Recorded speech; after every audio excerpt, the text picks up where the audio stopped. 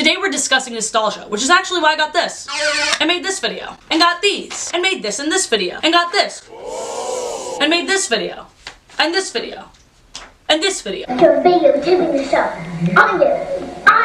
As you've already seen, butt lovers, I'm quite the hoe for nostalgia and how I've seen it used on TikTok. From little Einsteins to the Backyardigans to most recently Elmo. But first, let's discuss what nostalgia actually is. Get ready to explore.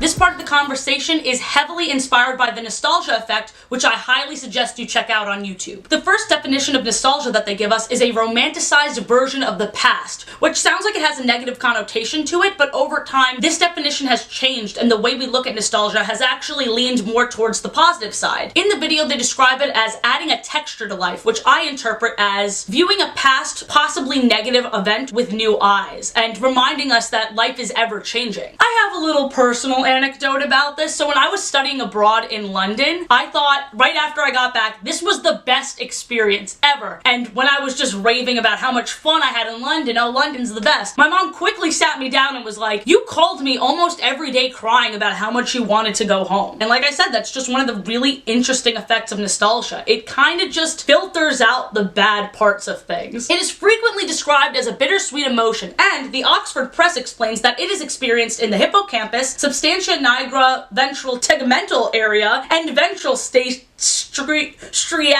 Can you tell I don't usually talk about this? So those centers of the brain. The hippocampus affects memory, while the SN/VTA affects the production of dopamine, which is described as the happy chemical, as well as playing a significant role in reward and motivation. While the ventral striatum plays a role in addiction and mood. What was that? So as you can see, nostalgia is a complex emotion driven by memories and self-reflection, which is why a lot of the time it can be a very personal experience. Like, I'm nostalgic over 3 days ago when I ordered Domino's at 1 a.m. to celebrate that I got 100,000 followers on TikTok. I don't know, maybe somebody else has done that too. However, when it's applied to shared experiences like TV shows, movies, video games, it can be a big bonding moment between you and whoever you share that nostalgia with. For example, 80s kids, 90s kids, Nickelodeon kids, Cartoon Network kids, Yu-Gi-Oh kids, and Pokemon kids, and on and on and on. Which leads me to my next point about TikTok and community building. Before we jump into that though, I just wanted to point out that the nostalgia effect, which is the video I talked about that led me on this train of thinking, also pointed out some really interesting ways other social media platforms affects nostalgia. Like, you know how Facebook and Snapchat are like, what were you doing 2 years ago? And also how the pandemic has affected our view on nostalgia. You can see that more in their video, but I just wanted to talk about the TikTok effect, which I haven't seen anybody talk about yet.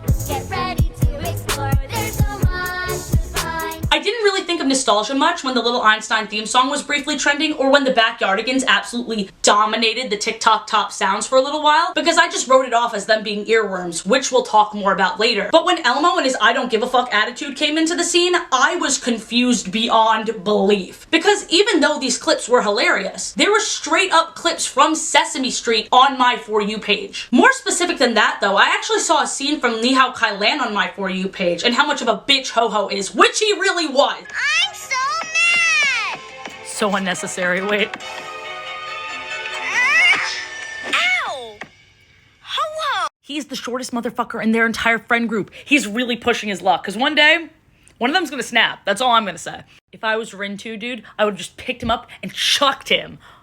He needs to learn. This directly feeds into that sense of community I was talking about earlier on, but it goes even deeper than that, because that's just how these things get onto the For You page. People sharing, being like, haha, do you remember that TV show? Oh man, Ho-Ho was such a bitch. But I also got a lot of comments on my video that was like, I've never seen this show, but it's funny. So the way it trended was through sentimentality, but now we're creating new memories for people who weren't exposed to that media previously. I'm gonna call this the new nostalgia effect. But to put it simply, the definition of that for me is nostalgia's ability to create new memories. And I have 2 TikTokers that exemplify this perfectly. 7 times Elmo was an absolute savage. First, I wanted to talk about TikTok user Liv Pearsall that made all those videos that were like, 20 times Elmo was a complete savage. And it was really interesting. The first time I was exposed to these videos of hers, I really didn't know how to feel. I think for a split second, I was a hater, being like, oh, she's lip syncing to Elmo. Like, I don't get it. But the more I was exposed to it, it was interesting seeing her act out as this beloved character.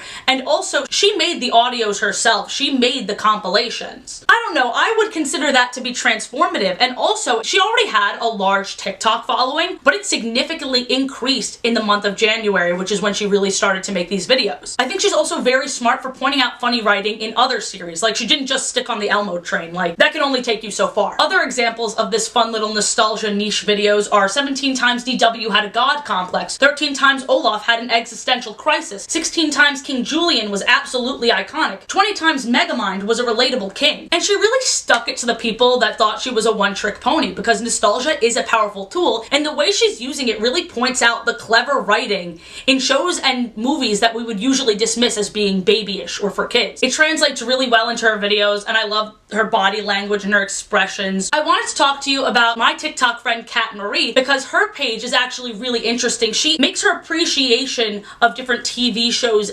deeper by finding out more about the production and maybe comparing them to each other, thinking of them in more of an analytical way as opposed to just being like, oh, I had good experiences with these shows in the past. One video that she made that I found very interesting, and it was inspired by a live we had where we just reminisced and talked. Again, great community building. She compared EJ Caswell from High School Musical, the musical, the series, to Jade West from Victorious. And it's comparisons like that and constantly looking at things in a new way that keeps these shows fresh. Of course, you can rewatch it and always think to yourself, oh man, I remember when they were airing these shows back when I was a kid. Oh man, these are the best. But it's a different thing to keep the community so strong with your knowledge of it. It combines the nostalgic, childlike sense of imagination and wonder and intrigue with adults knowing how to clearly express their thoughts and share information and be analytical. So just to reiterate, I love seeing what people can do with nostalgia and making their own content based off that. Oh dear God, not that. There's so much to find. Let's go back to those earworms, because it's definitely not a coincidence that the Little Einsteins and the Backyardigans have really good music. The Backyardigans explores different cultures. They have a wide range of musical styles. Meanwhile, the Little Einstein exposes kids to classical music. It's very clear that the creators of both of these shows put a lot of thought and care and love into it. And they're not looking down on kids. They're exposing them to media that they're also passionate about. Musically, it's really clear that they know what they're doing. I mean, this was just a few months ago. Look at how hard I'm jamming to the Backyardigans. And I will not apologize for appreciating art. On the complete opposite side of this, we have lowbrow shows like the Teletubbies, which by the way, I loved as a kid. I'm not shitting on it for being lowbrow. I'm just saying it's way more abstract. You just see bright colors, fun world, these little alien things just running around and babbling as they do. I'm Pooh. I'm Lululemon. I'm the one that may or may not be gay just because I carry around a bag with me and for whatever reason parents protested that. I don't know. I'm the green one. And I'm God. Even shows like this has a massive adult following due to its simplicity and a reminder of the good old days. That and also heavy amounts of LSD. That sounds like I'm making a joke, but there might be some truth to this. I found this Reddit post, and while the link doesn't work still, there was plenty of comments of adults sharing their experiences with drugs and kids shows. I guess I also kind of did that on my series, so I can't hate too much. Moving swiftly along before I get letters from parents saying I'm not a good influence. I never claimed to be a good influence. I claimed to be under the influence. Memories can make us long for that time back or motivate us to get out there and make new memories. All in all, that's a pretty complicated relationship. I mean, look at me and all these memory jars since 2015. Some days I look back at these memories and it makes me smile and I feel so sentimental, and other days it's pretty painful. Whatever the case may be, I'm glad I can share in this moment with you, and we both have the ability to make new memories. Thank you so much for watching. I'm sorry this was a little bit more ranty and a little bit less comedic, but I'm very passionate about this topic. I'm constantly talking about memes. Which, by the way, keep a lookout on my TikTok because I will be making a video making an art piece with all the 2000s junk I purchased. A nostalgic art piece, I might add. And be sure to check out my community tab if you're watching this close to when it was uploaded, because I will be putting up my March schedule very soon. I hope you have a great day. Go out there and make some memes, butt lovers. Bye!